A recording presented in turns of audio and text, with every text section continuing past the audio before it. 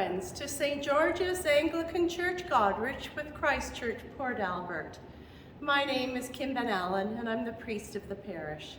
If you haven't already done so, you may like to pause this video and refer to our website, stgeorgesgoderich.com. Looking under Sermons and Blog, you will find a Worship at Home morning prayer service for this, the fourth Sunday of Advent. This recording, this homily, is to go along with that service.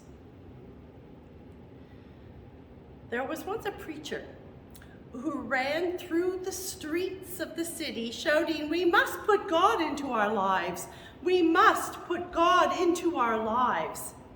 And hearing him, an old monastic rose up in the city square to say, "No, sir, you are wrong. You see, God is already in our lives. Our task is simply to recognize that." Today's assigned gospel reading begins at verse 18 of Matthew's chapter 1. But I'd like to read to you the first verse of chapter 1, which begins the entire New Testament. An account of the genealogy of Jesus the Messiah, the son of David, the son of Abraham. Now, if you have a Bible with you, open it up to Matthew chapter 1, verses 1 through 17, the genealogy of Jesus. Some of these people are biblical greats, both men and women. Some are scandalous or surrounded by scandal. Others are simply unknown. Yet God has worked through all their lives. The authors of Matthew and Luke see in Jesus' role the embodiment, the fulfilling of God's salvation history. God has been at work in creation from the very beginning. Here again, Paul's words to the church in Rome. That's Romans chapter 1, verses 3 to 4. Born the seed of David, according to the flesh, designated Son of God in power, according to the Holy Spirit, as resurrection from the dead. Matthew and Luke give us two infancy narratives, identifying Jesus as both Son of David and Son of God. Yet even at his birth, you see the shadow of the cross.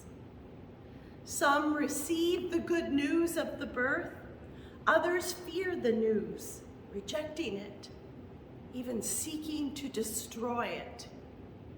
Today's story of the Annunciation, the angel of the Lord's message to Joseph in a dream, gives us the name Jesus. Jesus is Greek for the Hebrew name Joshua, which means God saves. Matthew's telling of the birth of Jesus describes the child as son of David, all those ancestors at the beginning of chapter 1, and Son of God. As the prophet Isaiah said, Jesus is born Emmanuel, God with us.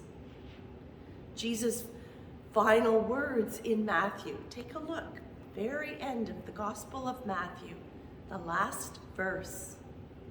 As Jesus dies on the cross, he says, "Remember, I am with you always, to the end of the world."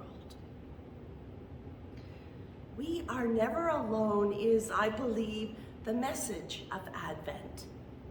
Despite the days that challenge us, when fear tries to overcome faith, remember the promise of Advent heralded by the prophets, the Lord's angels, and generations of God's people, both good and not so good.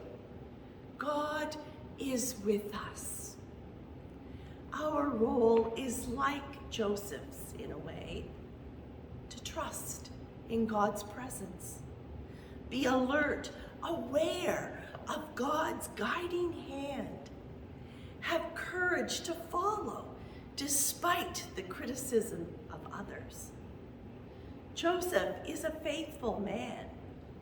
Mary's pregnancy would have been considered adultery at that time in that place. She could have been put to death. Yet Joseph decides to divorce her privately rather than a public judgment. He does not want to bring her shame. Thing is, Joseph discerns God's will in a dream. Matthew often uses angels and dreams as messengers of divine guidance. Despite the law, Joseph trusts God and takes Mary into his home in Bethlehem.